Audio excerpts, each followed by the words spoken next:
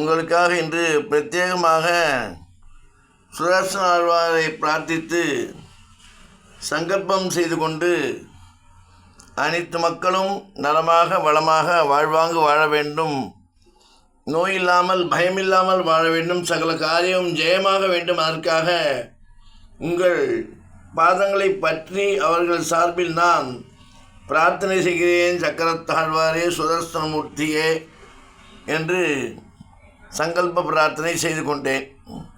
நீங்களும் உங்கள் குடும்பமும் க்ஷேமமாக நலமாக வளமாக வாழ்வாங்கு வாழ்ந்து நோயில்லாமல் வாழ்ந்து இருக்கும் வரை இறை சிந்தனையுடன் இறை உணர்வுடன் இறை பக்தியுடன் பிரார்த்தனை செய்து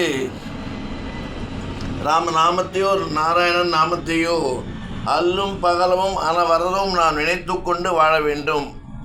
அதற்குத்தான் நமக்கு மனித பிறவி கொடுக்கப்பட்டுள்ளது. ஏனென்றால் பல ஜீவராசிகள் கடந்து எடுக்கப்பட்ட பிறவியே மனித பிறவி.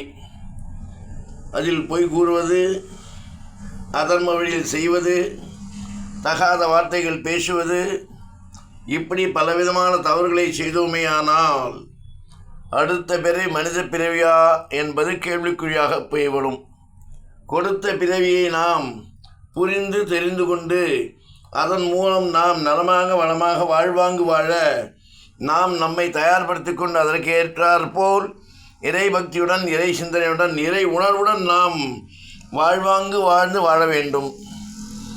இருக்கும் வரை எவ்வளவு நல்லது செய்ய முடியுமோ, இருக்கும் வரை இறைவனை எவ்வளவு நேரம் நாம் நினைக்க முடியுமோ அப்படி நாம் காலத்தை எண்ணி கர்மபலந்து விடுபட்டு வாழ்வாங்கு வாழ சுதர்சனமூர்த்தியை பிரார்த்தித்து அவர் பாத கமங்களை பற்றி கொண்டு நாம் நலமாக வளமாக வாழ்வாங்கு வாழ எல்லாம் வல்ல சுதர்சனமூர்த்தியை பிரார்த்தனை செய்வோம்.